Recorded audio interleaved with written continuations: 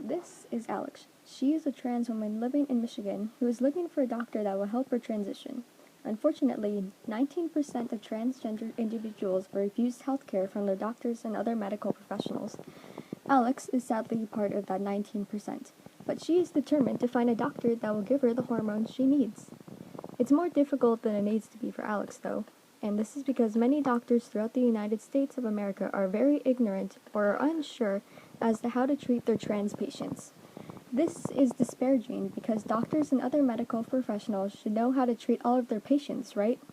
Doctors need to be educated on how to treat and converse with their trans patients. They are people, and like all people, deserve the respect that comes not only from other people, but from their medical providers as well. 33% of trans patients shouldn't have to delay or give up on receiving health care because they face discrimination.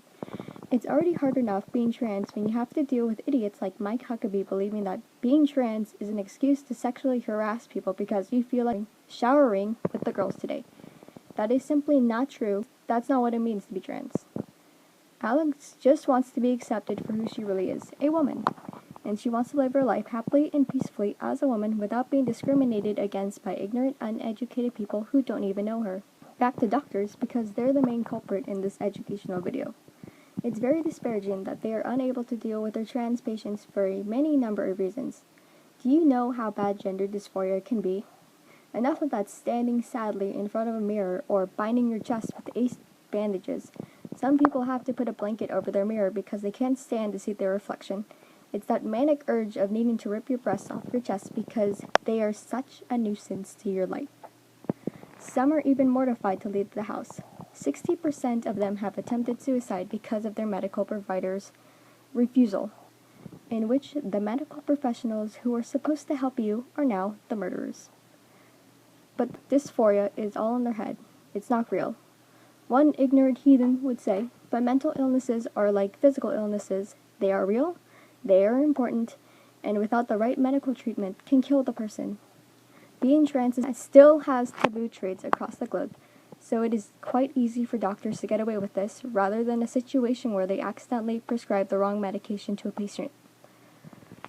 Unfortunately, this doctor business isn't limited to only mental illnesses. Trans people have over 4 times the national average of HIV infection, so if you, the viewer, don't believe mental illness is real, here's some food for thought while you direct yourself to the nearest trash can.